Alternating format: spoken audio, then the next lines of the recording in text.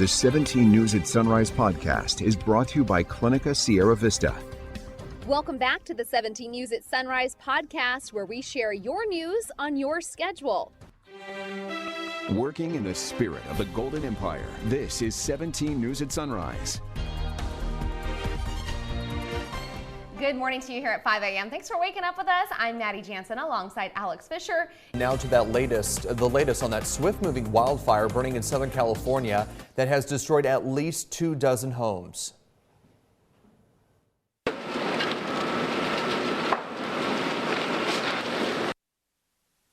Right now, firefighters are working to douse the flames engulfing the homes in the Coronado Point neighborhood in Orange County. A mandatory evacuation order remains in effect for the immediate area of the coastal fire. An evacuation warning that had been issued for parts of Laguna Beach has been lifted. Nearly 200 acres have burned so far, and the fire is 0% contained. There have been no reports of any injuries to humans or pets. The cause of the blaze still under investigation. The Bakersfield Police Department released body camera video yesterday of a deadly officer-involved shooting last month at Plans Park. A warning, the video may be disturbing to some viewers.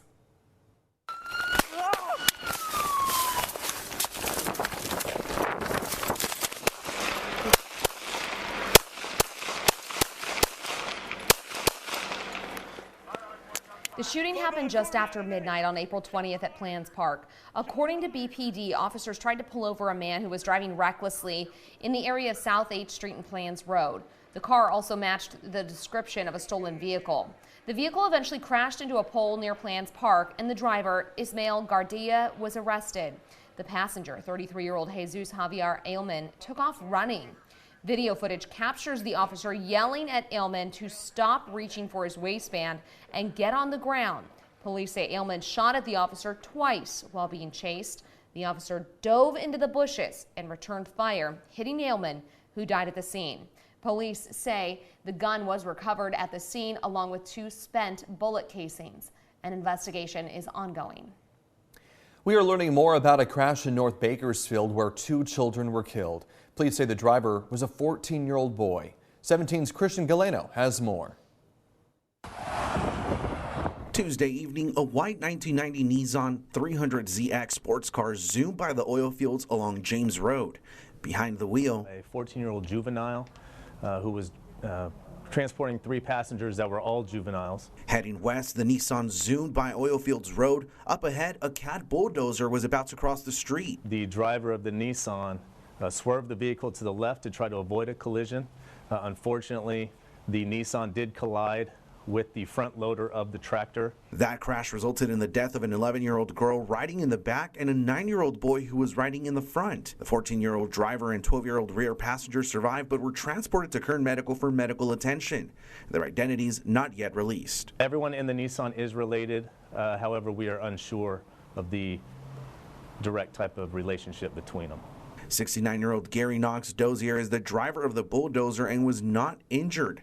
CHP believes drugs, alcohol, or speed were not factors in the fatal crash, but there is fair warning to parents of unlicensed underage drivers. We don't want anybody driving a car unless you are a licensed driver, unless you do have that experience plus the training to operate a motor vehicle, and then you do pass the probationary period of when you initially get your driver license to allow you to transport other passengers that are of a juvenile age as well. For 17 News, I'm Christian Galeno. And a GoFundMe page has been set up to help with funeral expenses for the 2 children. A link can be found on our website, kget.com. Turning now to the latest on the fentanyl epidemic. The Centers for Disease Control and Prevention announced yesterday more than 107,600 Americans died from drug overdoses last year. That's the highest annual death toll on record. According to a report from the CDC, overdose deaths increased 15% in 2021, up from an estimated 93,000 fatalities the year prior.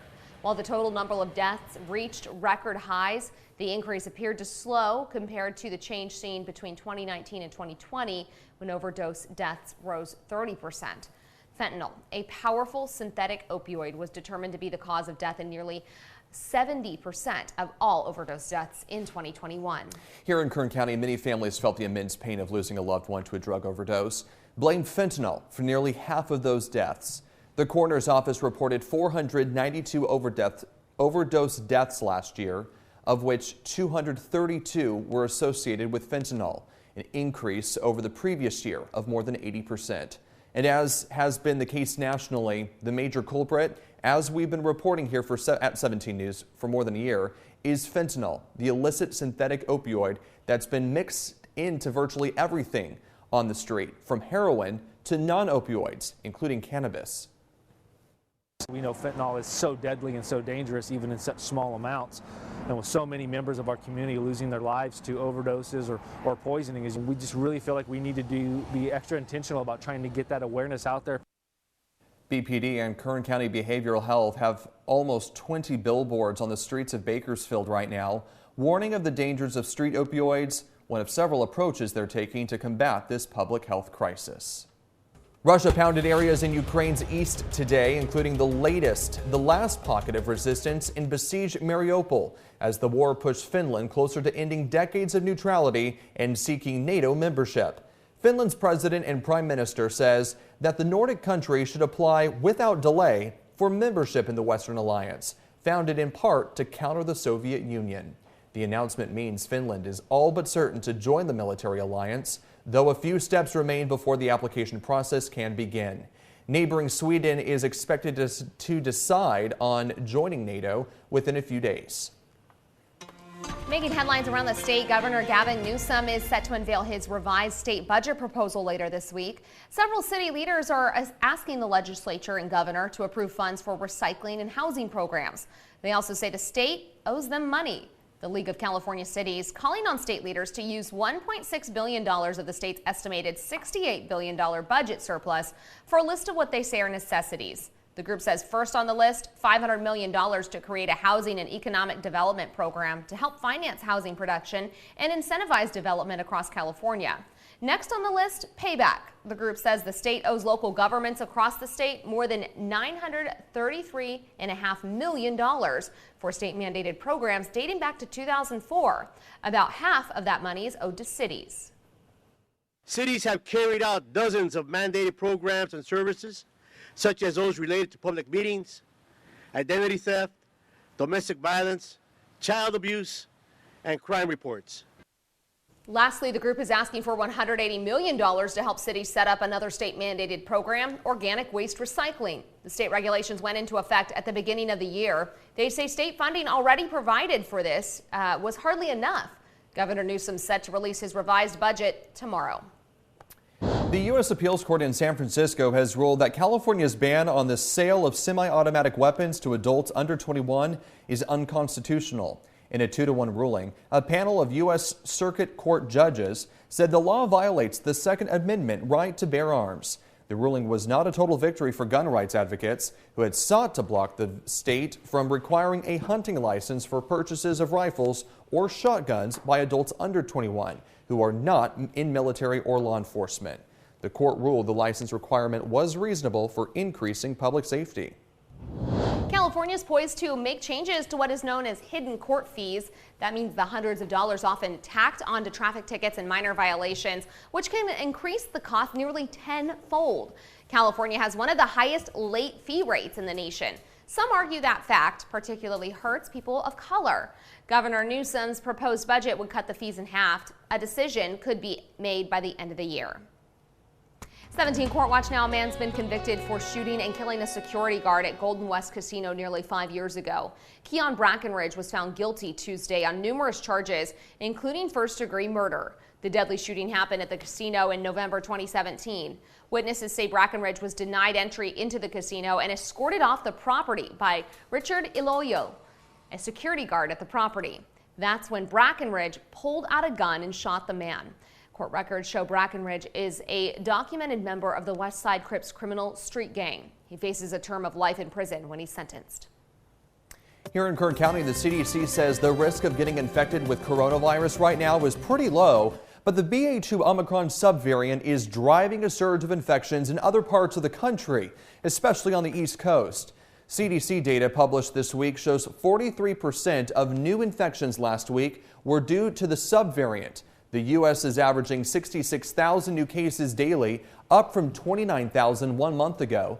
Despite the growing number of infections, states and cities are standing firm and have not reinstated mitigation measures like mask wearing at this time. If we don't keep our guard up, if we don't do some of the basic things like maintaining a level of testing, making sure that we're keeping people vaccinated and boosted, we're going to lose more lives unnecessarily.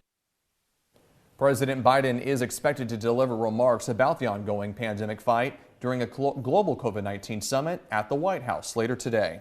Meantime, Biden released a statement on the U.S. surpassing 1 million COVID-19 deaths. The latest NBC News tally showed the U.S. reached that number last week. In the statement, the president said the latest numbers mark a tragic milestone, saying as a nation we must not grow numb to such sorrow. Biden also urged Americans to remain vigilant against this pandemic and do everything we can to save as many lives as possible, such as getting tested and vaccinated, as he stressed the importance of Congress sustaining the resources in the coming months.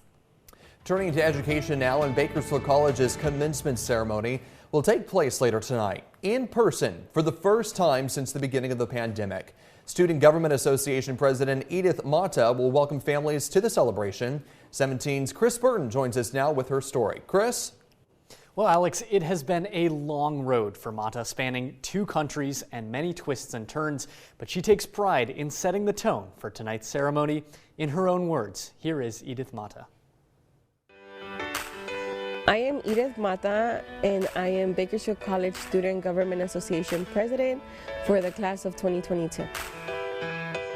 I was born in Kern County, and I resided in Mexico for about 8 years, and then came back to Kern County, and I haven't left since then. You know, I had to do a lot of healing. I was a very young mother. I had my son very young, and I was also a high school dropout. Yeah, having my son gave me courage to just heal and also become better for my son. I decided that I wanted to pursue higher ed. I had fallen in love with education and what it was doing for me. I will be addressing our graduates and their families and beloved ones as we celebrate and we obtain our degrees. I am going to be excited and blessed. Some of it will be delivered in Spanish, which I feel very privileged to do because it's more inclusive of everyone, as our student population is 80% identifies as Hispanic. I'm very passionate about that, and I would like to serve the greater community. And I hope that we all continue to pursue our goals, and this is one more of the milestones that we have surpassed and we are celebrating. We have done the impossible and faced the unimaginable together. Well, Edith will kick off that ceremony starting tonight at 7 p.m. at the Bakersfield College newly renovated Memorial Stadium. I know Taylor and I got to see it in football season. It is a blast. So I hope everybody can make it out. If you can't make it out, you can also live stream the ceremony right here on KGET, our KGET website, beginning at 6:30. I love graduation season because, you know, you get to see the amazing things that these students have accomplished over, especially over the last couple of years. You know, we've got BC students graduating tonight. We've got CSUB students graduating next week or in a couple weeks, and then high school at the end of the month. So a lot of excitement around Kern County. And so much. Sorry, go ahead, Chris. They're just full of so much hope and inspiration. I love hearing these speeches too. And perseverance. Absolutely. You know, everybody has made it through, and we're celebrating that. Yeah. All right, Chris, thanks so much. Working in the spirit of the Golden Empire, this is 17 News at Sunrise.